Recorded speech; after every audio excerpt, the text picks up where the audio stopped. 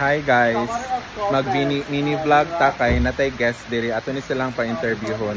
Guys, nara ang pinakagwapa si Jerwin, walay lain, the best band Marjoret.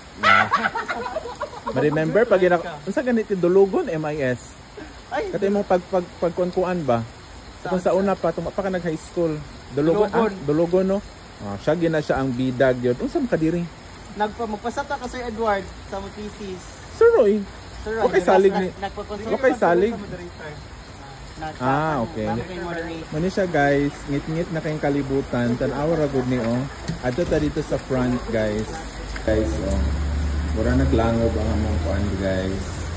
Like it's already very dark and it's still 4:17. Mga pugihan kay sila wa mo'y suga dira. So nata diri karon sa canteen guys. I-tour ta mo sa canteen. So this is our canteen guys. So gamay na lang may baligya. Na si ating. And that's all for my quick vlog guys. Like, hit na kaayo siya and it's not yet 5. Bye!